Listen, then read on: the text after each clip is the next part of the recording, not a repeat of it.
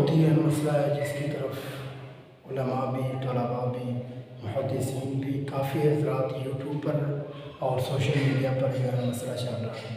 وہ مسئلہ یہ ہے کہ یہ جو ماتم کرنا اہل تشیع حضرات اور یہ رافضی حضرات جو ماتم کرتے ہیں یہ کہاں سے ثابت ہے؟ مجھے اکثر کومنٹس میں بھی لوگوں نے سوالات یہ اٹھائے۔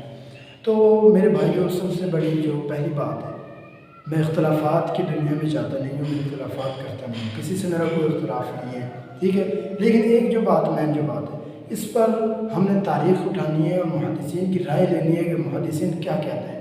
سب سے پہلے ہم نے حضرت امام حسین رضی اللہ تعالیٰ عنہ کہ ان کے بیٹے امام زین العابدین، ہم نے ان کی طرف جانا ہے کہ انہوں نے واقعہ کربلا مکمل دیکھا تھا، مکمل انہوں نے واقعہ کربلا، وہ ایک واحد شخص تھے جو بچے تھے۔ آیا ان کی زندگی کتنی تھی واقعہ کربلا کے بعد، کتنی زندگی انہوں نے گزاری؟ واقعہ کربلا کے بعد انہوں نے جتنی زندگی گزاری اس زندگی میں کتنی دفعہ 10 محرم آیا اور کتنی دفعہ انہوں نے اس محرم کو ماتم کی شکل میں اختیار کیا۔ اب اس کے بارے میں علماء فرماتے ہیں کہ غالباً 40 سال ان کی عمر اس کے بعد تھی۔ محرم 40 سال ایک زندگی 40 دفعہ ہے، یہ لگا دیں 40 دفعہ ان کی زندگی میں آیا، ایک دفعہ بھی انہوں نے محرم میں ماتم نہیں کیا۔ اب سوال یہ ہوتا ہے کہ ماتم کرنے والے لوگ کون ہیں؟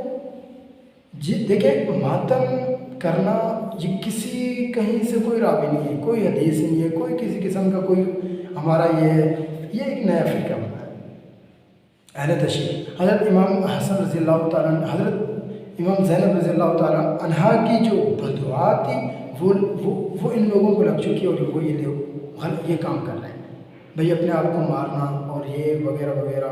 کافی آپ دیکھتے ہیں سوشل میڈیا پر بھی آپ دیکھیں گے یہ 10 محرم بڑا نام بنا دیا لوگوں نے۔ باقی ہم اس کو اس لیے مانتے ہیں کہ ہمارے پیارے حبیب صلی اللہ علیہ وسلم کے نواسہ رسول امام حسین رضی اللہ تعالیٰ عنہ کو شہید کیا گیا، تو اس وجہ سے ہم بھائی غم کا اظہار بھی کرتے ہیں کہ ہمیں غمی ہے، ہم یہ نہیں کہتے کہ ہم